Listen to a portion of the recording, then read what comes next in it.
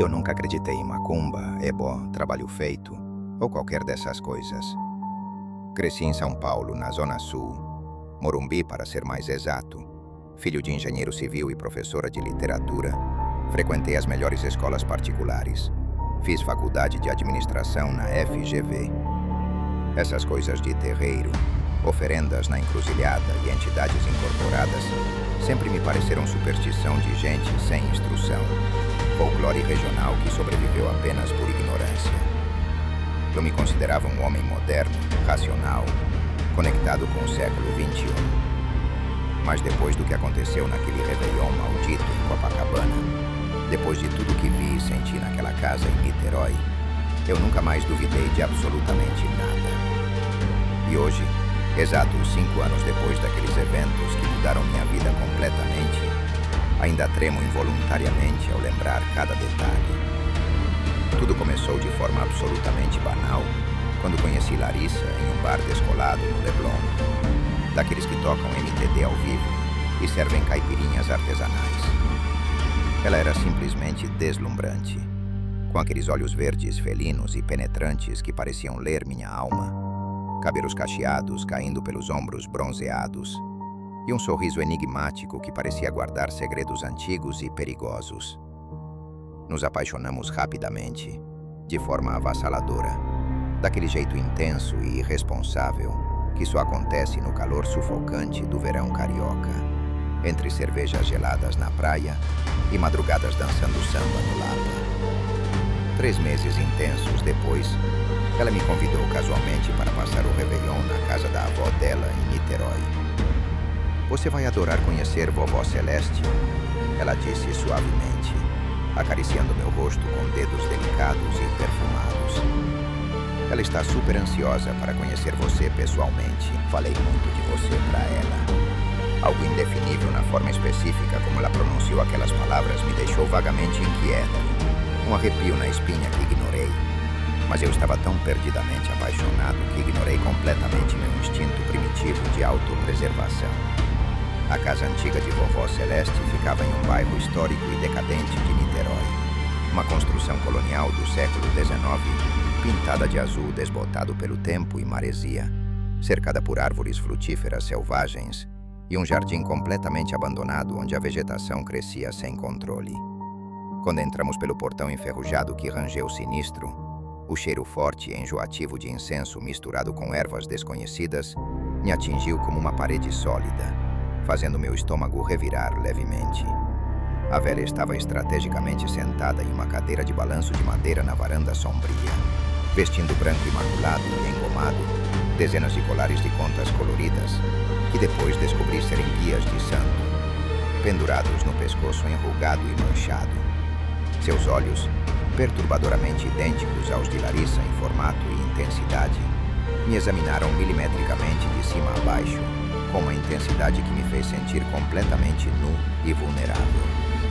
"Então você é o famoso Rodrigo", ela disse devagar, sua voz surpreendentemente rouca, mas extremamente firme para alguém daquela idade. "Larissa não parou de falar de você esses meses todos. Sente-se aqui do meu lado, meu filho. Vamos conversar direito sobre você." Definitivamente não era um convite gentil. Era uma ordem clara, disfarçada de hospitalidade nordestina. Durante o jantar tradicional de véspera de Ano Novo, com farofa, arroz, feijão preto, carne assada e vatapá, Vovó Celeste não parou nem por um segundo de me fazer perguntas invasivas e detalhadas.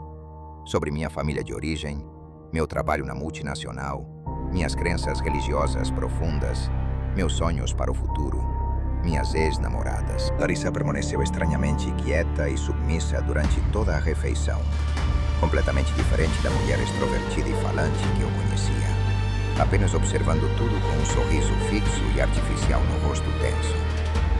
Quando mencionei despreocupadamente que não acreditava em religiões de matriz africana, que achava sinceramente tudo aquilo apenas folclore brasileiro interessante, mas sem base real, a velha parou de comer abruptamente, o garfo congelado no ar. O silêncio pesado que se seguiu foi absolutamente ensurdecedor. Apenas o som distante de fogos de artifício antecipados quebrando a tensão. "Folclore", ela repetiu muito lentamente. mastigando cada sílaba como se fosse veneno. Cada palavra carregada de algo ameaçador que não consegui identificar precisamente.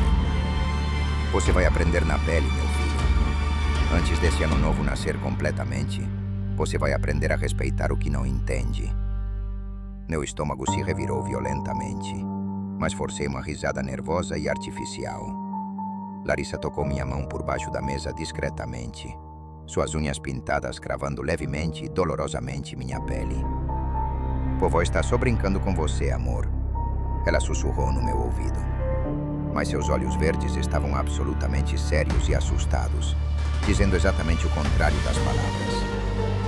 Depois da meia-noite, quando os fogos de artifício espetaculares ainda explodiam coloridos sobre a Baía de Guanabara iluminando o céu, quando as pessoas pulavam as 7 ondas tradicionais na praia próxima, Vovó Celeste me chamou misteriosamente para o quintal escuro dos fundos. Preciso te mostrar uma coisa importante, ela disse com voz controlada. Larissa havia desaparecido convenientemente dentro da casa sem explicações.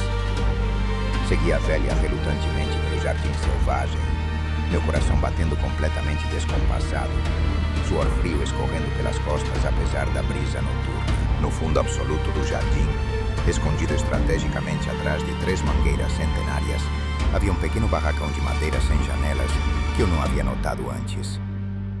Ela abriu a porta rangente com uma chave antiga pendurada no pescoço e acendeu metodicamente várias velas vermelhas e pretas. O que vi dentro daquele espaço claustrofóbico me gelou instantaneamente até os ossos. Era um quarto de santo completamente montado e ativo, com imagens grandes de orixás que pareciam me observar, quartinhas de barro alinhadas, pembas coloridas, charutos ainda fumegando, cachaça derramada, e no centro absoluto, uma oferenda evidentemente fresca com flores, frutas tropicais, farofa amarela e uma garrafa cara de cachaça artesanal.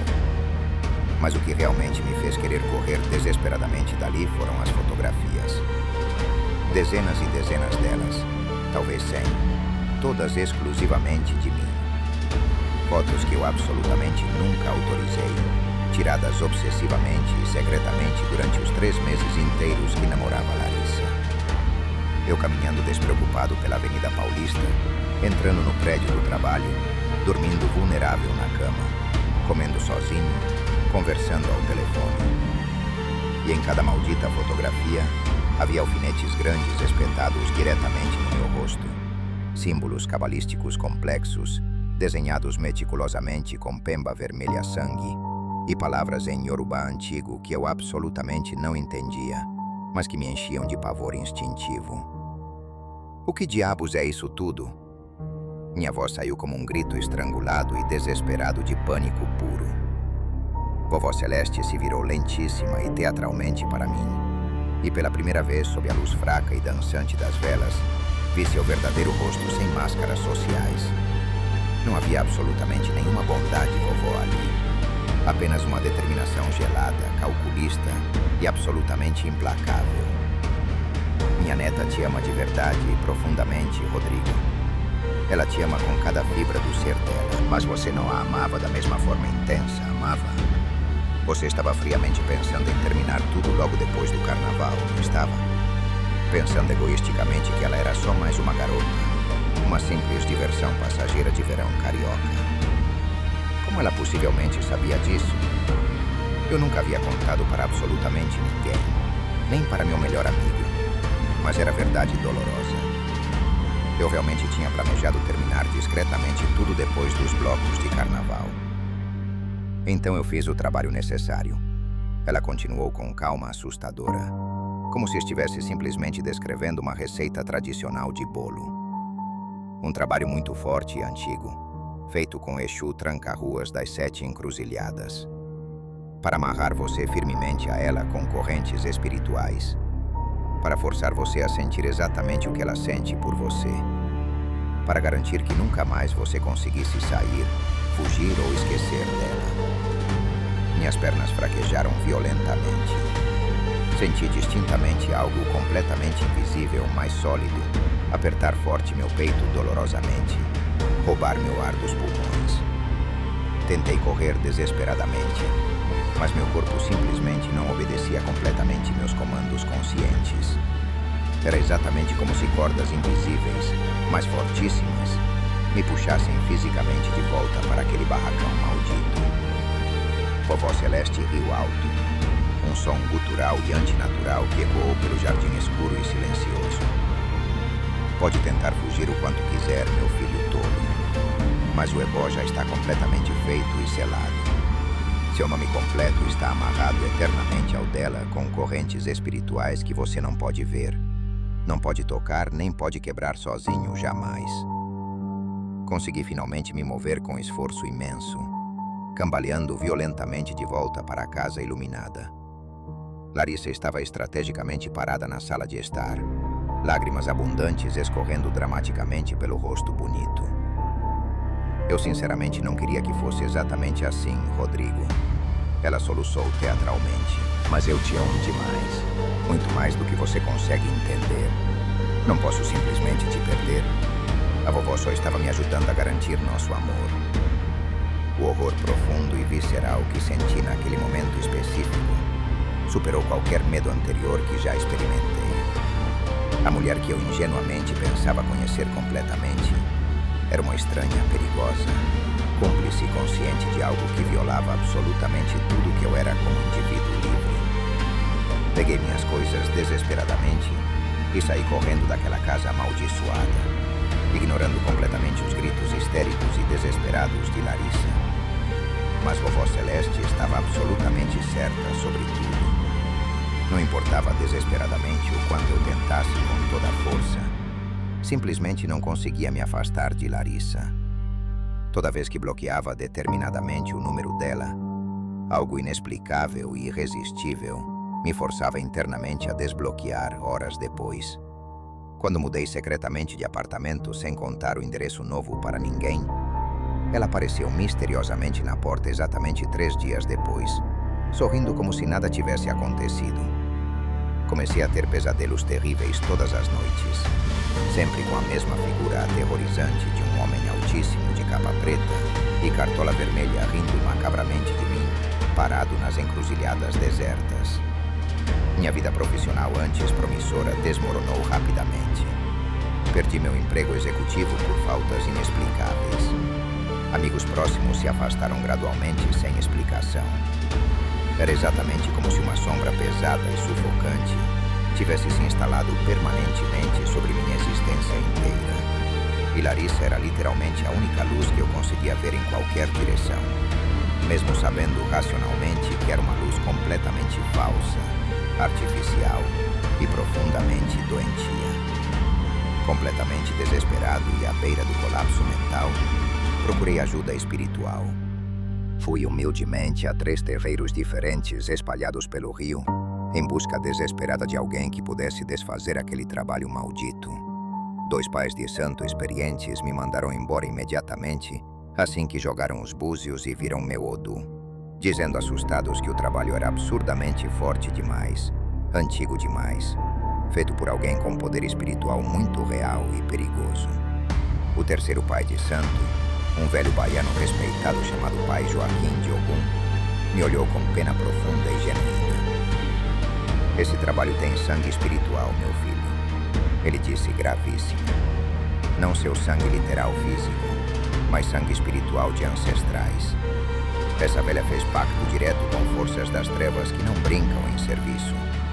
Para quebrar algo desse nível, você vai precisar de algo muito maior. Vai precisar enfrentar ela diretamente no plano físico, com testemunhas fortes do plano espiritual. Ele me deu um preparo complexo, banhos diários de folhas amargas específicas, um rosário consagrado em Oxalá e instruções extremamente precisas do que fazer. No próximo Réveillon, exatamente 1 ano completo depois, voltei determinadamente àquela casa maldita em Niterói. Mas dessa vez decisiva, eu estava completamente preparado espiritualmente e acompanhado pessoalmente por Pai Joaquim vestido completamente de branco. Vovó Celeste nos esperava calmamente na varanda, balançando suavemente na cadeira, exatamente como se soubesse inevitavelmente que eu voltaria. Veio desfazer meu trabalho? Ela perguntou com desprezo absoluto. Você não tem força espiritual nenhuma para isso, menino fraco. Pai Joaquim deu um passo firme à frente, seus olhos brilhando intensamente com a autoridade espiritual acumulada de décadas. Mas eu tenho força suficiente, irmã na fé. E você sabe perfeitamente disso. O que aconteceu nas longas horas seguintes foi completamente além da compreensão racional normal. Houve confronto espiritual direto e intenso. Cânticos poderosos em Yorubá, orações em latim, oferendas elaboradas de descarrego. Larissa gritou desesperadamente, como se estivesse sendo literalmente rasgada ao meio espiritualmente. Vovó Celeste caiu pesadamente de joelhos. Algo invisível, mas poderoso, sendo violentamente arrancado dela. E eu senti distintamente as correntes invisíveis se partindo uma por uma dolorosamente. Cada uma fazendo um som claro, como vidro grosso, quebrando violentamente dentro da minha alma liberada. Quando o sol finalmente nasceu glorioso no primeiro dia do Ano Novo, eu estava completamente livre. Totalmente e absolutamente livre. Larissa estava desmaiada inconsciente no chão de cerâmica. Vovó Celeste parecia ter envelhecido dramaticamente 20 anos em apenas uma noite. Pai Joaquim me ajudou gentilmente a sair dali, me benzendo repetidamente com ervas. Nunca mais na vida duvide do poder real das coisas que você não entende racionalmente. Ele me aconselhou sabiamente. E nunca mais brinque friamente com o coração de alguém. Foi sua frieza emocional que abriu a porta espiritual para esse trabalho pegar tão forte. Hoje, casado felizmente com outra pessoa maravilhosa e vivendo em Belo Horizonte, bem longe do Rio e suas memórias, ainda respeito profunda e genuinamente as religiões de matriz africana. Não por medo supersticioso, mas por compreensão e respeito genuínos. Aprendi dolorosamente que o mundo é imensamente mais complexo e misterioso do que minha educação acadêmica ocidental me ensinou.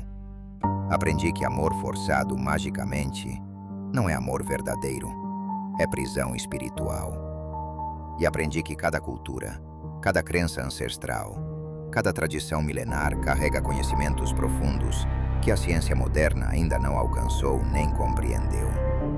Vovó Celeste morreu exatamente 2 anos depois, segundo ouvi através de conhecidos comuns. E Larissa aparentemente nunca mais foi a mesma pessoa. Quanto a mim, carrego até hoje religiosamente um patuá protetor que Pai Joaquim me deu. E toda virada de ano sem falta, acendo uma vela branca em agradecimento sincero por ter sobrevivido àquele réveillon maldito em que quase perdi não apenas minha liberdade, mas minha própria alma.